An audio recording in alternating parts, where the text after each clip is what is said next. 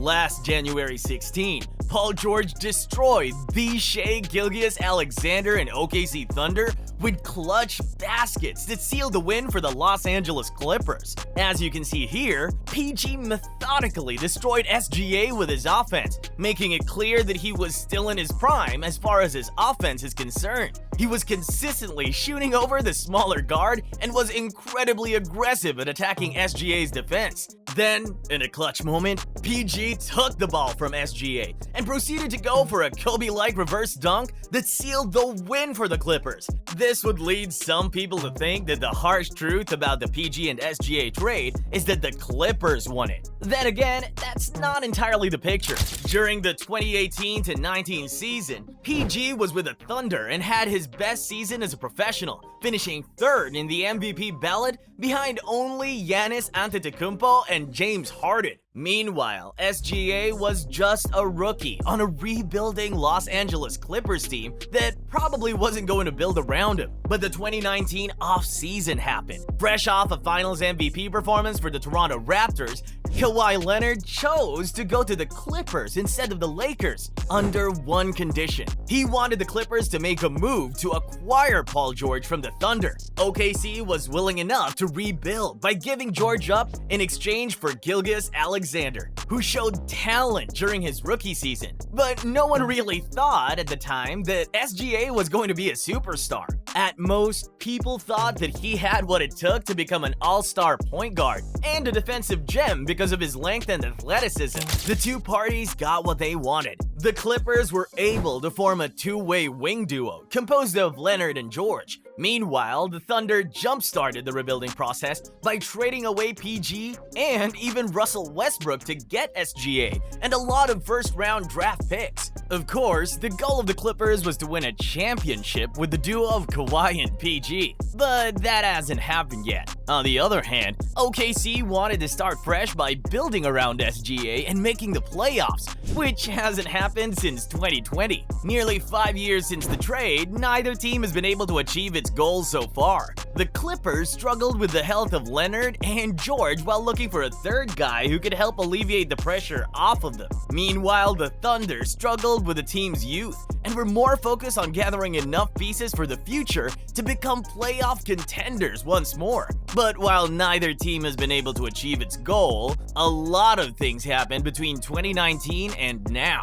The Clippers were able to make the conference finals in 2021 by relying on Kawhi and PG. However, the biggest development has been SGA. After averaging 10.8 points in his rookie season with the Clippers, his offense steadily improved. He averaged 19 points in his first season with OKC. He then averaged around 24 points in the next two seasons. But the biggest jump was during the 2022-23 season, when he became a legitimate superstar after adding nearly 7 points a game to his scoring average to end his first All-Star season, averaging 31.4 points. Everyone thought that SGA had reached his ceiling while playing as the first option on offense of a team that had no other players who could score. But he surprised the world once more in the 2023-24 season by improving his game. Gilgeous-Alexander is still averaging around 31 points, but improved his shooting percentage to 55.2%, which is ridiculously high for a guard. He is also averaging 5.7 rebounds, 6.3 assists, and 2.3 steals.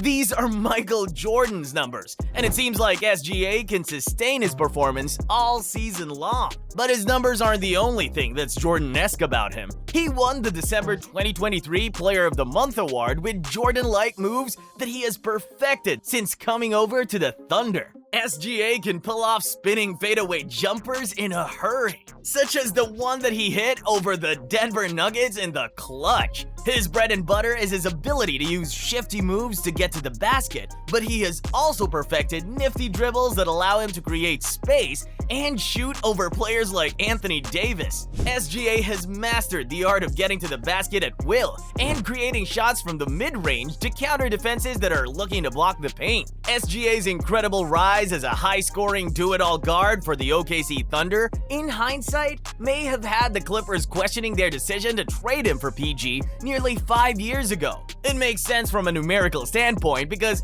his numbers in the last 2 years are better than Paul George's best seasons. This may lead people to think that the harsh truth about the PG and SGA trade is that the Thunder won it because they have a player who is seemingly better than George ever was. But back then, it made sense for the Clippers to make a trade for Paul George. Kawhi wanted PG in LA, and the Clippers were in win-now mode. PG was coming off his best season and was a perfect tag team partner for Leonard in LA.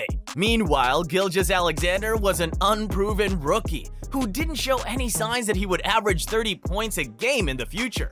Bill Simmons, in the Bill Simmons podcast, said that he didn't see any indication that Shai was going to be this good when he started watching him in his rookie season. Back then, it was a good trade on the part of the Clippers. Of course, they wouldn't have been able to land Leonard if they hadn't traded for George. Stephen A. Smith called this a power move on Kawhi's part because he forced the Clippers to make a decision on the spot. Because if the Clippers didn't make a trade for George, then they would have lost Leonard to the Lakers or any other team.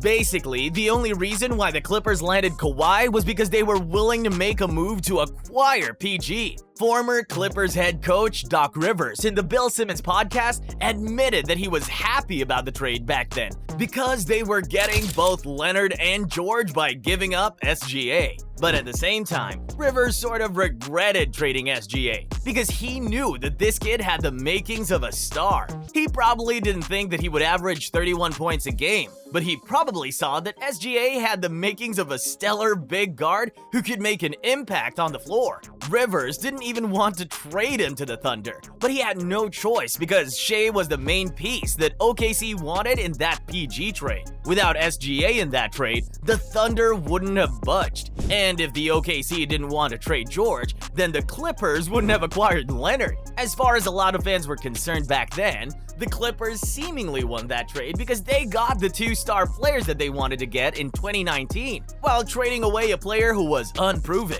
Then again, even if the Clippers didn't trade SGA to the Thunder, they would have been able to build around him from 2019 until now. Of course, Leonard probably wouldn't have wanted to go to LA if the team didn't get PG, but at least the Clippers would have been able to build around a future superstar.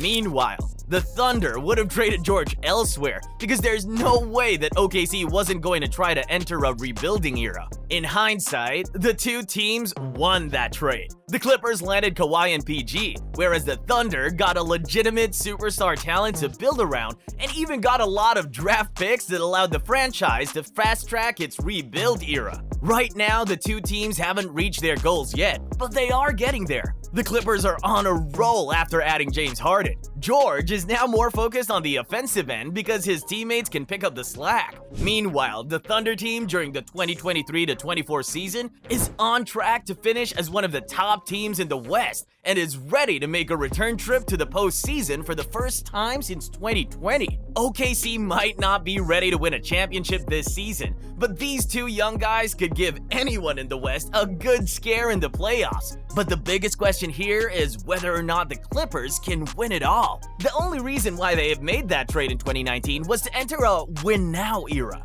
but they haven't won anything yet, and both Kawhi and PG are getting older.